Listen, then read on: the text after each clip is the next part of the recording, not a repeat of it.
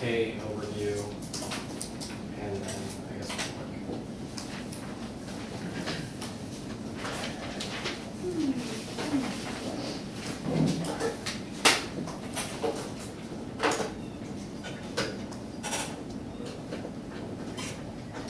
Great. Yep.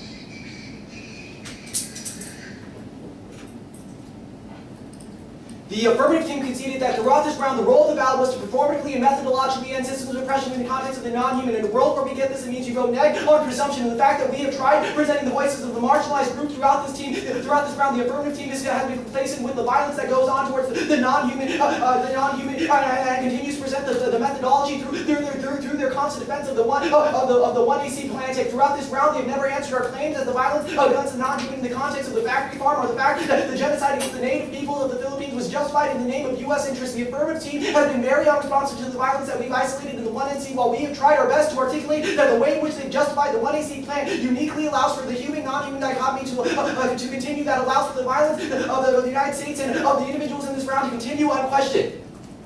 Our alternative is going to be the best way of solving for the violence at the end of the day, because through queering we bear witness to a world and listen to the violence of the status quo. We can't abide by some teleological program which the 1AR continues to go far by going through these extinction impacts and trying to say that we outweigh on extinction.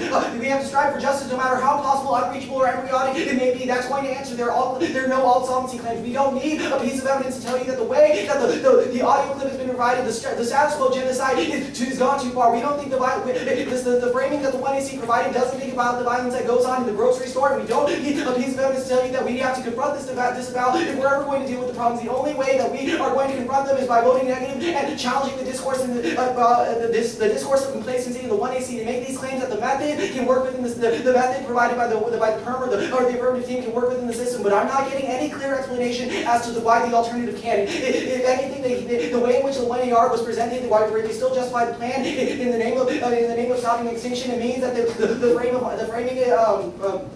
framing of this will only have privilege in mind in a world where they try and do the PERM. If you look at our Dinesh Waliwal evidence in a world in the PERM, we listen to the systems of violence which allows for politics to solve for the institutional systems of violence. You're going to read this at the end of the round because it's really good at answering why the alternative is still functional in the world of politics. The Cogent Guide evidence also states that the war that they felt to conceive is the root cause of all war in a world where they're still defending terrorism as an internal link to all of their impact scenarios is a reason why you're going to prefer anthropocentrism as solving the root cause of this. On the PERM debate specifically, I feel like they're not fully understanding the alternative. Rather than restricting cyber operations, we advocate that we need to end the war on the non-human. Cross-sects of the 1NC prove the alternative is a shift in our mindsets which can never happen if we say the plan is okay. They go for PERM do the plan, but PERM do the plan, then they all but the answers in the 1AR still apply. Any instance where they do the plan justifies an anthropocentric mindset that they continue to use throughout this round. They never take into account why these threats are happening. They only serve to exclude the non-human from the debate space, which is exactly what the PERM does. Extend sub point 6 only on the PERM argument. The PERM is just trying to hijack our moral responsibility, and in doing so, they mask the evils of oppression. They justify the genocide of the Filipino people in the name of some sort of bigger cause. They claim that the PERM is key to survival, but extend the Waliwal 13 card. Only through changing the system can we ever get the system to work in favor of ending oppression. The way the PERM is stated, it will never work in the current political systems. Even if you don't buy that they conceded fiat is illusionary, this means we win the way in which the representations of their argument is bad for the PERM fails. I don't really have to do a lot of work on cases in a world where the 1AR is still trying to extend the case in an anthropocentric mindset on a regular. They make all these claims as fairness and why their type of policymaking is good for debate and why we shouldn't have why our method of ontology is unfair. But I don't have to tell you. I don't really have to explain my Standards 212 evidence really a lot here, because the way the framing of the debate community means that in a world where they access the PERM, if there's a 1% chance of solving for extinction, it means that my discussion doesn't matter. That my discussion of the violence that goes on towards the status quo doesn't matter. In a world where I had to cry myself to sleep last night because we lost every round on every chance of the PERM solving for our type of discussion means that no one in the debate community ever considers the violence that goes on towards me as a queer body or the animals in the slaughterhouse. The framework provided by the affirmative team claiming that their type of methodology for competing policy options is only serves to oppress the bodies within this round trying to discuss the violence that goes on towards us. Their methodology claims that our method is unfair, but what's really unfair status quo policy debate. Their idea of what role-playing means and what it means to have an educational discussion always excludes us. It means that we never get to talk about the violence that needs to be discussed. The only way to confront this is through a negative ballot, through making them recognize that the way that they have presented the 1NC should be silenced is bad for debate, it's bad for education, it's bad for me as an individual in a world where you're handing us our status quo evidence and they never answer it. It means that I'm never allowed to talk about this. I'm never allowed to evaluate that the violence that goes on in the status quo is a bad thing. Yeah, at the end of this round, you're going to vote negative on the fact that the 1AR makes a huge mistake in still trying to defend the plan. They don't try and defend policy implementation as a good thing, but rather they justify that 100% risk of terror attacks are going to happen in the status quo. Even their link to the water killing all life relies on the presence of terrorists or some other external non-superior thing to happen. Their nuclear war claims are based on the presumption that the other nations are some way, shape, or form inferior to the United States. The same type of logic that they displayed throughout this round is what justifies the genocide of the Filipino people, and it's what justifies the continuous sexual violence and murder against the non-human animal within the slaughterhouse. You have to reject them on face because the way that they presented this round and the way they've tried to silence us is uniquely hurts me and my brother as an individual. The way that they've tried to tell us that our case doesn't matter, that our type of case isn't right for this place, and that their way of this place is better means that we never get to access any of our claims. Round cancel. Take a breath. 148, is that right?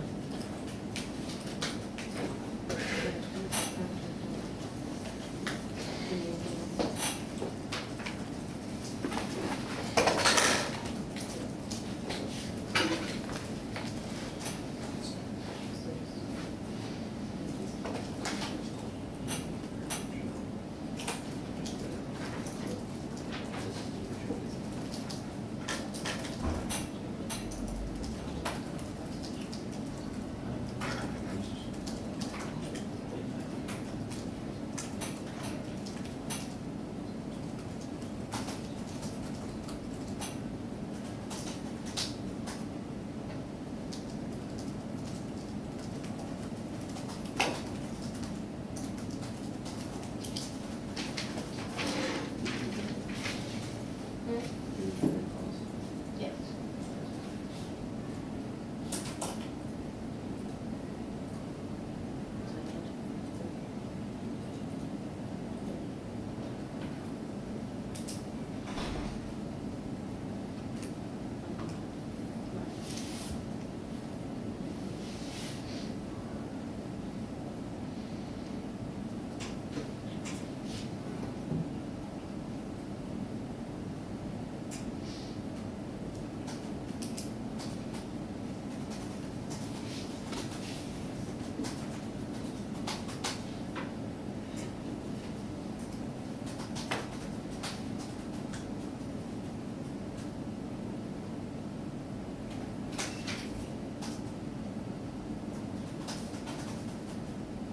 That's done.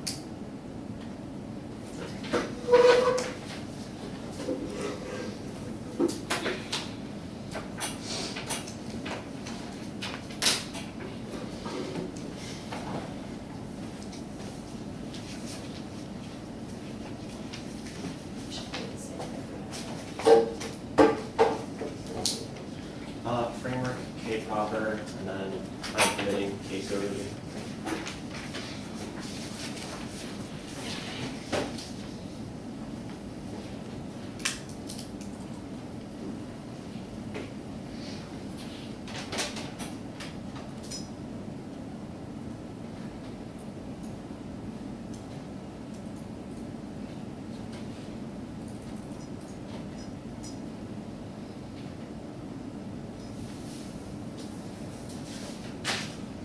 Everybody got their flows in order?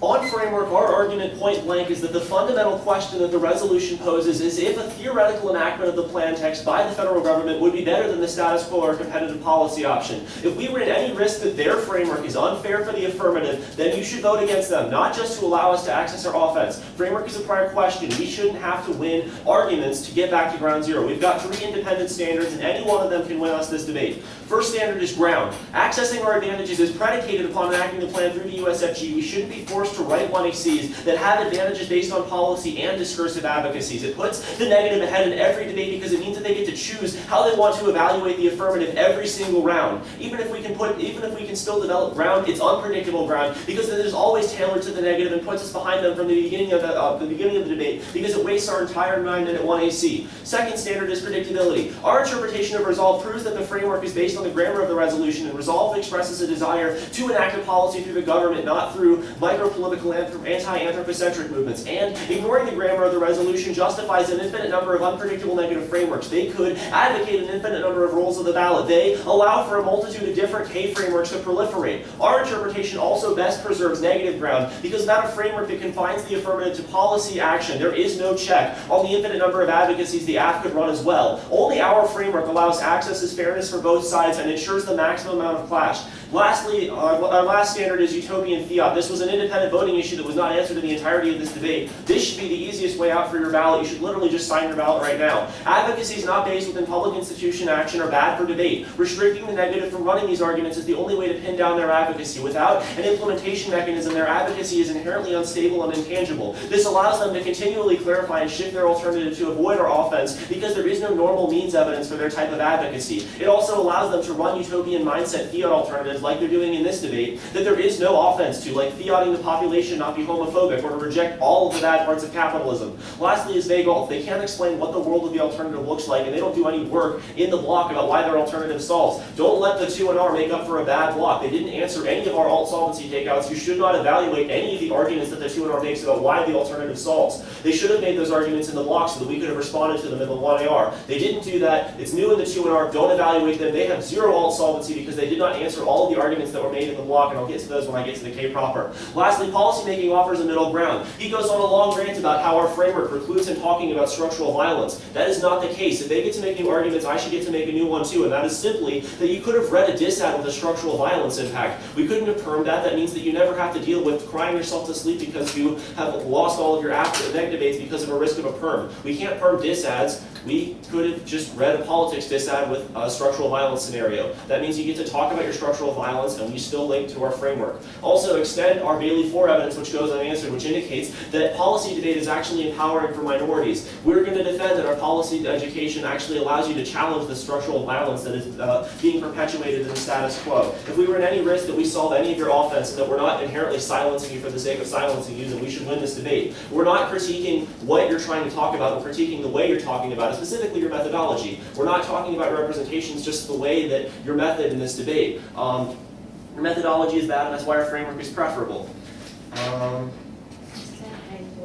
Also, extend our Hang-Hajanate evidence, which indicates that debate roleplay activates agency. This is a manner to answer to their fiat as illusory argument that wasn't answered in the 2 and R. Debate roleplay allows them to access the agency that they need to be able to have to challenge the structural violence that they're talking about in the 2 and R. They say that they never get to talk about violence and that we're bad for debate. That's not the case, and I've done that work above. Lastly, they don't have any defense to our fairness impact claim. We're winning that their version of debate causes a version where people just quit because they get frustrated because this debate is so unpredictable. If we win, they're not answering any of our fairness claims. Fairness is the key internal link to education and to learning about structural violence, because in a world where you create a model of debate where everyone just quits, no one is here to talk about this at all, means that they are devastating for the debate space. K proper? K proper. All right, extend the permutation. Don't give them any new answers to perm to the plenum. All they've conceded the entirety of case, which makes cases a diss out of the alternative. Perm, net benefits to solve for the extinction of all life in the status quo. Cross-apply Ignatia from the framework flow. They will always know that their moral values are good, but they will never give any concrete reasons about why the plan is bad or untrue. Hold them to a very high threshold. They never give a solid reason why the K must come first. This solves all of your offense. We will still be able to solve for your species war post-plan. Our Giroux evidence indicates that we must use practical policy solutions to access the hierarchical structures that discussion doesn't actually solve. They try to make answers to this in the 2 and R. Don't evaluate that for the same reasons you don't evaluate the alt solvency arguments. It's new in the 2 and R. They had the whole block to make arguments about why our Giroux evidence isn't why our perm is key to survival. They didn't do that. You should not evaluate the answers they make in the 2 and R because for the same reason that they're just new.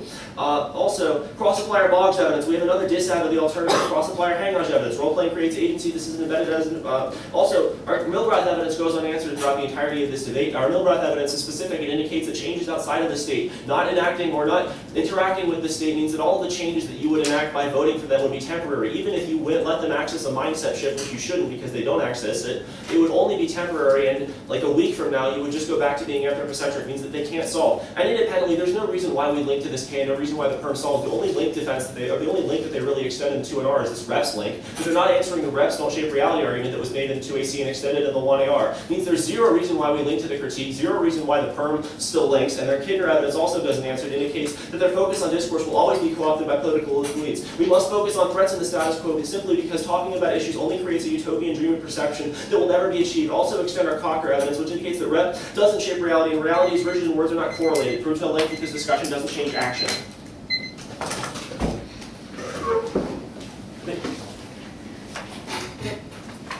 So are they both the Filipino? Yeah.